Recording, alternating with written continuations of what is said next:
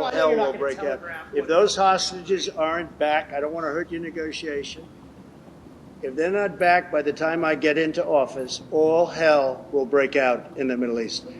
And it will not be good for Hamas, and it will not be good, frankly, for anyone. All hell will break out. I don't have to say anymore, but that's what it is. Welcome to my channel, where we discuss everything and all things politics, economy, and development in Nigeria and around the world. And then one of the developments around the world that we're going to talk about in this video is that there is a peace agreement now between Israel and Hamas after 15 months of war.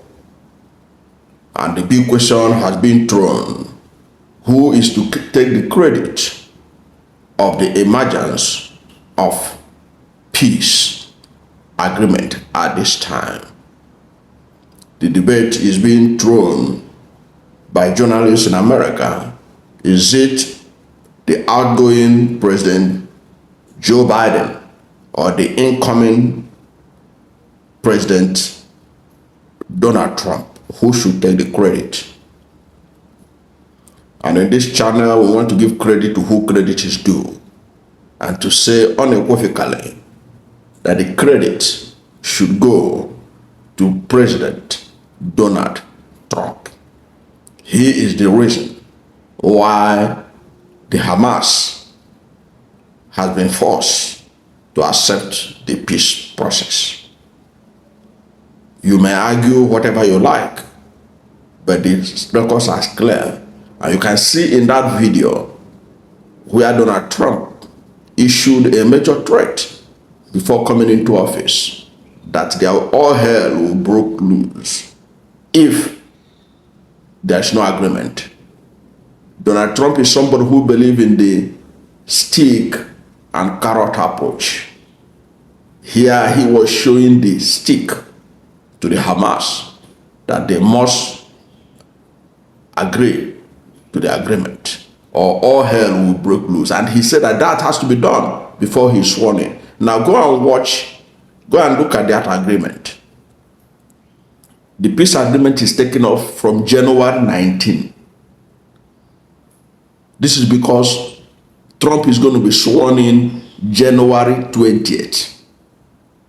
In other words, they want this agreement to be signed and the release of the hostages to start January 19 before Donald Trump takes office January 28. If you think that it's not Donald Trump that is forcing Hamas to the bended knee, I don't know what you are thinking about. I've heard President Biden trying to take credit, saying that his team had been working with their Middle East partners to see to the actualization of the peace process, that it has now materialized at this point in time, that the peace is comprehensive. It has 3 phases, and in all those phases that every detail had been taken on releasing of hostages, Gaza people returning to their homes, and all that. But I think what happened is this: it is because of Donald Trump. The Hamas people are aware that Donald Trump is a no-nonsense president that is coming on board, and that he will actualize his threat that all hell will break loose if by the time he resumes. Because he was not talking about, there are many Americans who are among the hostages. There were many Americans who are among the hostages. And the Donald Trump warning was also to make sure that those are Americans as well as the Israelis, that they are released and that nothing should happen to them.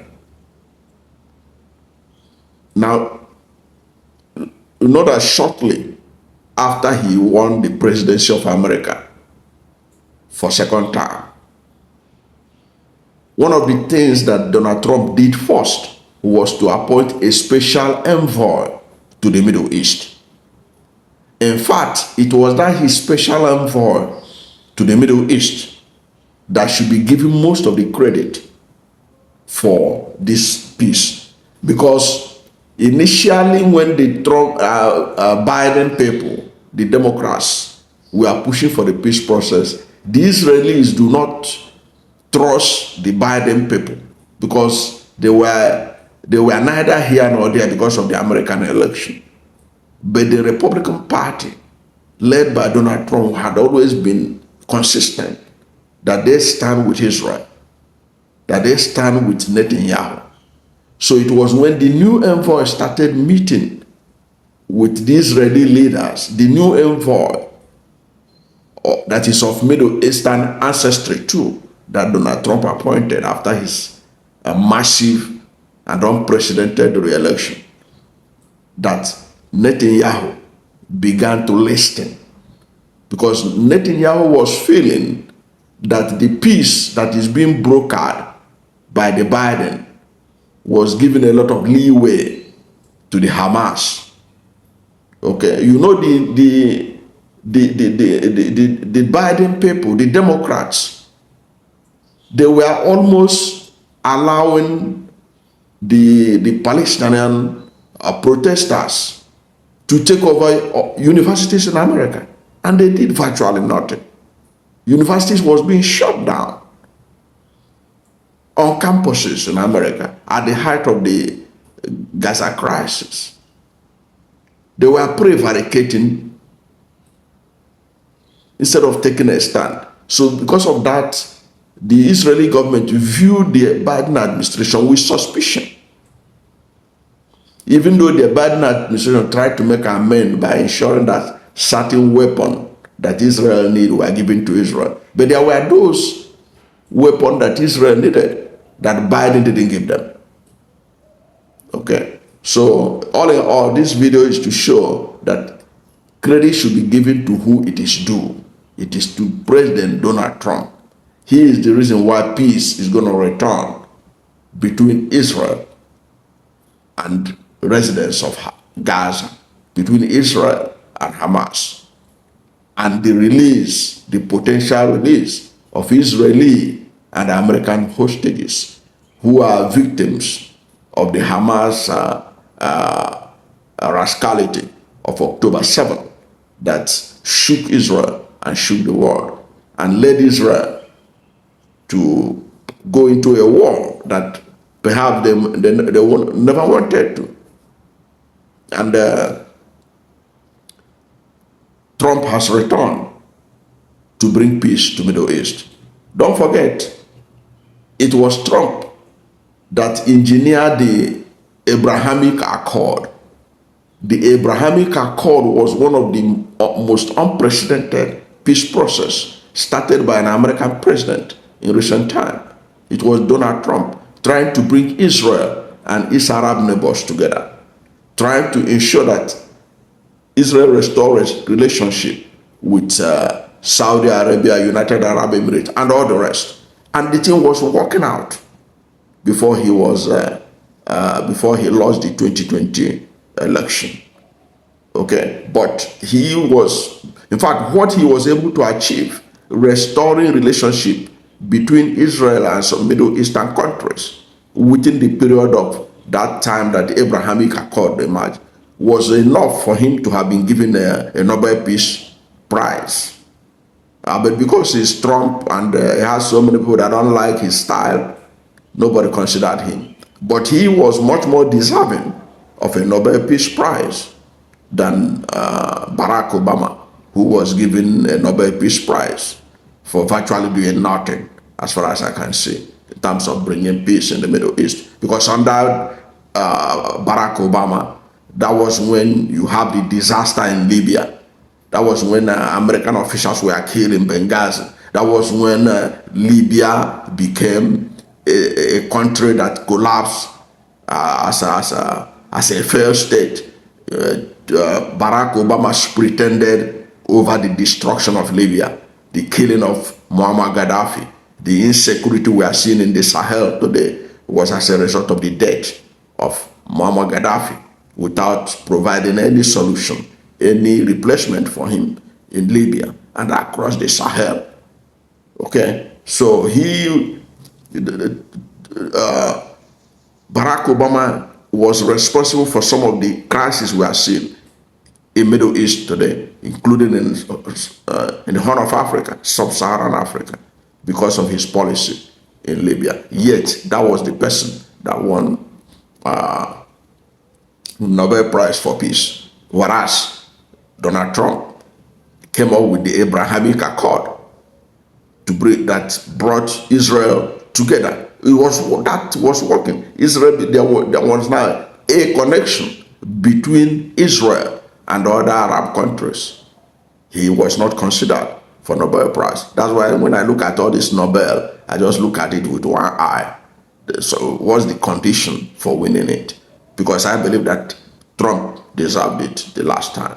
But look at who they gave the award. Barack Obama, and look at what Barack did in Libya and what it has caused. Even the instability in Nigeria today is also linked to the instability that started in Libya under Barack Obama. Yet he was the one that won Nobel Prize for Peace. I don't know what you think about the idea of giving credit to Biden about the peace ceasefire between Israel and Hamas. But as far as this channel is concerned, looking at it objectively, the only person that deserves to get this credit is President Donald Trump, whose threat to Hamas was much more impactful than the appeasement that was being done by the Biden administration. That's my take. Whatever is your position on this, let's hear from you at the comment section. Thank you for watching this video. And if you are new to my channel, you have not yet subscribed to my channel, please subscribe to my channel. Hit the subscription button, hit the notification bell. When you subscribe to my channel and hit the notification bell, anytime I have a new video, you'll be among the first to know. God bless you. And please don't forget to like this video, because when you like it, Google will rank it high and recommend it for more people. Thank you, and God bless you and yours.